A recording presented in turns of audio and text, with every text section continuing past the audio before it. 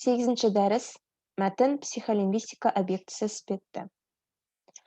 Дәрісімізде қарастыратын тақырыптар: бірінші, сөз, сөйлесім, мәтін түсініктері. Екінші, мәтіннің бейсөйлесім әрекетіне қатысуы. Тіл білімі сөз, сөз тіркесі және сөйлемнің құрылымдық модельдерінен тұрады. Сөз дегеніміз заттардың, құбылыстардың және олардың қасиеттерін атауға қызмет ететін тілдің негізгі құрылымдық семантикалық бірлігі. Сондай-ақ пәндер, құбылыстар, процестер, қасиеттер номинациясының құралы ретінде қызмет етеді. Бір сөзбен айтқанда, оны басқа тілде фразамен білдіруге болады және керісінше. Сондықтан да сөз бен сөз тіркесінің арасында айырмашылық бар. Мысалы, сөздер қатарына біз қара, жол деген сияқты мысалдарды келтірсек, сөз тіркесі қара ит, темір жол. Біз бір немесе бірнеше басқа сөздердің қалай сәйкес келетінін түсіну қажетпіз. Мағынасы жағынан және қарым-қатынастағы сөздер сөйлемдерге, мәтіндерге және жағдайларға қалай енгізілетінін ескеруіміз қажет. Кезінде мәтіндегі сөздердің мағынасы оқшауланған сөздердің семантикасынан едәуір алшақтай алады. Өйткені тек мәтінде сөз өзінің негізгі мағынасына түсінігін бере алады.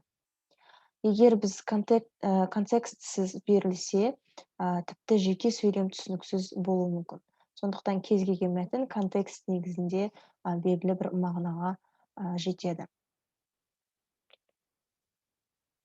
Контекст дегеніміз тілдік тұлғалардың мағынасын айқындайтын сөздік орта.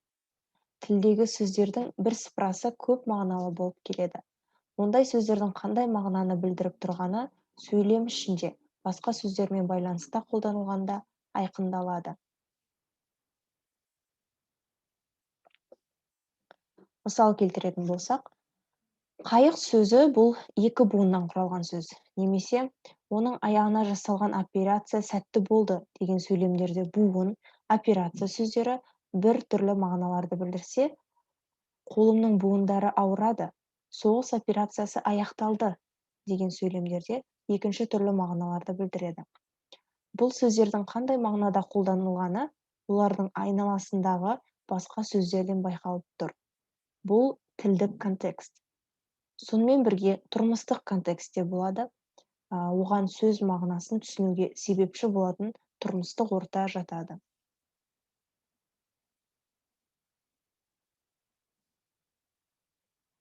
Ғалымдардың мәтінге деген қызығушылығын артуына тілдік сана проблемаларына деген қызығушылық жатыр. Бұл термин отандық психолингвистикада былай түсіндіріледі. Тілдік сана бұл тілдік белгілерді қолдана отырып, сыртқы қызметті жоспарлау мен реттеудің ішкі процесі.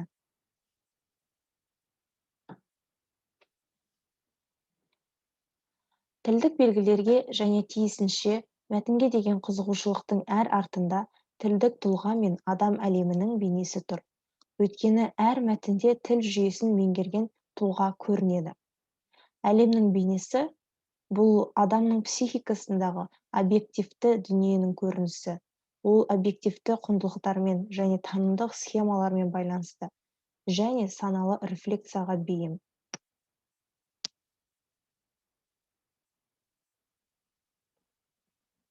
Мәтін бұл біріншіден баспаға шығаруға арналған пішінді немесе бастапқы түрдегі бедер белгілік мәліметтер бөлшегі болып табылады. Екіншіден, хабардың алмастыру хаттамасының ерекшеліктермен байланысы жоқ ақпарат бөлігі. Үшіншіден, бастапқы программаның жазбасы.